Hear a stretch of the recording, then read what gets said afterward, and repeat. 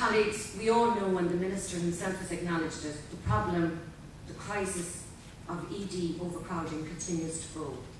We welcome the Minister's agreement to use the INMO Trolley Watch as a single measure of the number of people on trolleys and chairs who have been deemed to require admission, but for whom there is no bed.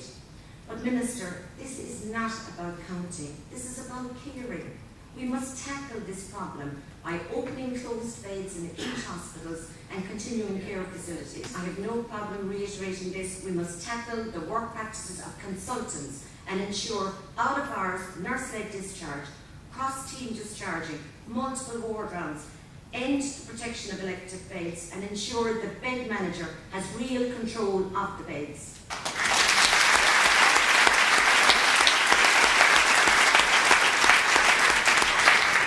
These changes must happen now, and the barriers to change and the denial of the crisis has to end.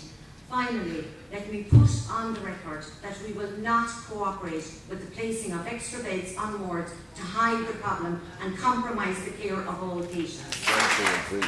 Minister, we want this problem solved. We want our trolley watch to be confined to history, but we will protect our practice, protect our patients, and we will face down any management or political efforts to hide this problem.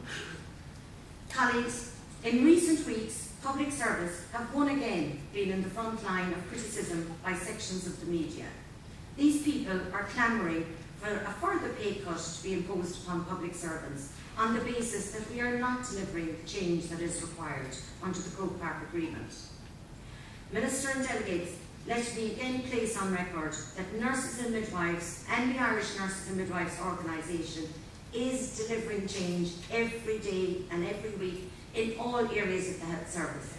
Furthermore, we are tired of the public criticism, which is not being rebutted by government and senior management, that nurses and midwives and others are resistant to change, and that we are caught in some type of time warp, oblivious to the difficulties facing this country. Nurses and midwives have more than shouldered their burden with regard to this country's road to recovery. Minister and colleagues, the only way that we will bring about the necessary change is through collective, agreed approaches, driven from the bottom up and not from the top down. However, while we are engaged in this change, we expect senior management in the HSE and political leadership in government to defend frontline public services, to reject harsh and unwarranted criticism, and to ensure that the work being done every day and every hour of every day in the health service is fully acknowledged and appreciated. Finally, and let me be quite clear on this, we will continue with constructive change. We will continue to come forward with constructive change, and we will continue to try to live within available resources. However, if at any stage the government, either by its own volition or under the direction of the IMF or the ECB, comes again to cut the pay of nurses and midwives, then all agreements are broken. We cannot and we will not pay any more, and we expect our elected government to respect this reality and to stop threatening us, either subtly or overtly, with this almost every other day in the media. I know nurses and midwives deserve better, and I expect better on their behalf.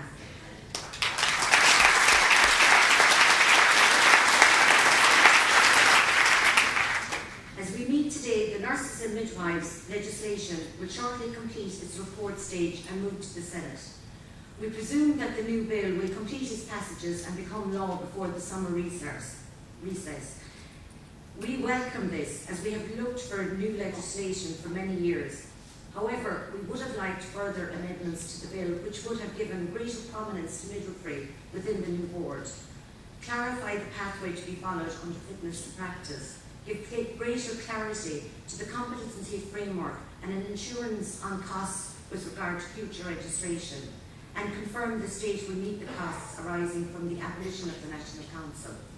However, we will now work with the Department and the HSE and the new board to ensure that the new legislation, when finally passed, does provide the environment for safe practice and a review of its operations at least after 1 year. One of our priorities for the coming year will be to introduce a new graduate placement programme for our newly qualified nurses and midwives.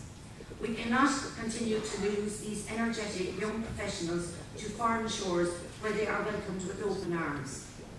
The INMO believes we must find a way, through discussions with you, Minister, and your department, to introduce a flexible employment model which will give these graduates 2 years post-qualification experience.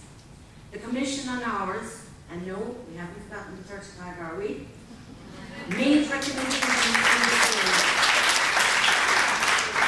We believe these, suitably amended to reflect the changed times, can form the basis of a rolling 2-year programme which will benefit the newly qualified nurse and midwife and provide an ongoing supply of young, energetic professionals to the health service. Minister, with a worldwide shortage of nurses and midwives, we must continue to grow and retain our own. Let us both resolve to make progress on this critical issue in time for this September's graduates.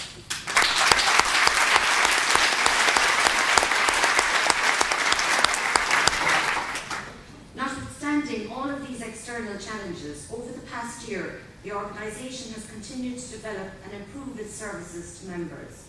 In particular, and I want to thank my colleagues on the Executive Council and the Secretariat for this, during the past year we have continued to work steadily with regard to such matters as outlined by Annette Kennedy, the development to be launched shortly of a staffing tool which will be available to INO members to allow them form a view on what level of staffing and what skill mix is appropriate for any given population at any given time.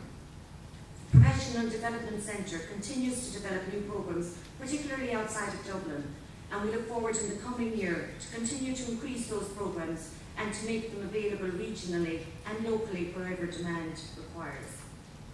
In particular, in the coming year, we intend to initiate a significant enhanced facility with regard to the training and education of our local reps. All of these and other initiatives are designed to meet the needs of our members in these most challenging of times. The Executive Council continues to be absolutely focused upon the organisation being visible and relevant to every member in every workplace in the country.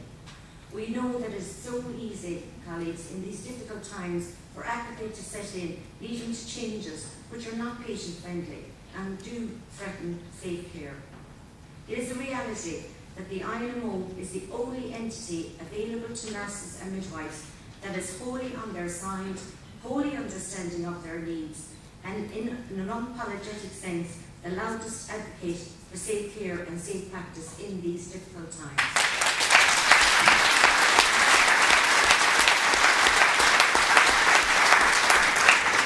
In this context, now more than ever, we must work together under the heading of this conference, Support and Solidarity Equals Strength. This will ensure that we will pass through these difficult times and come out at the far end more assertive, more authoritative, more accountable, but more in control of the care environment within which we meet our patients. This will be hard work, but apathy is our enemy just as much as bad management, and we have to be aware and alive to this every day and every week in our local workplace. Colleagues and friends, in conclusion, there has been the odd moment, if I'm honest, in my presidency when I have thought, why was it that I became president at perhaps the most difficult and challenging period in this country's history? We've had cutbacks, pay cuts, pension levy, increased taxation, and ultimately we've had a loss of sovereignty as we have become reliant upon outside parties to maintain essential public services in this country.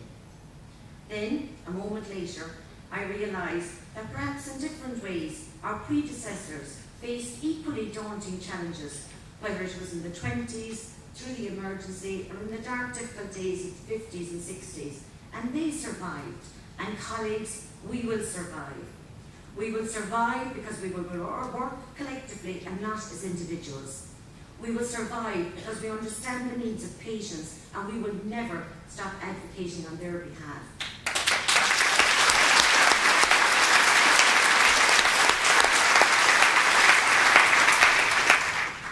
We will survive, and this is important, because when all is said and done, patients require competent health professionals, particularly in the front line, to meet their needs, and there is no alternative to that. Finally, We will survive because we will use our organisation, the INMO, to steer us through these most stormy of waters. So I again reiterate to you, solidarity and support equals strength. And I call upon all of you, galvanised by the collective strength of the past 3 days, to go back to your workplaces and to strengthen the backbone and resolve of every member.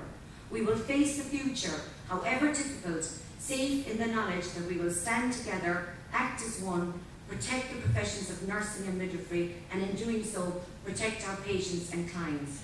Together, we will not be found wanting. We're in Neil Mahagan.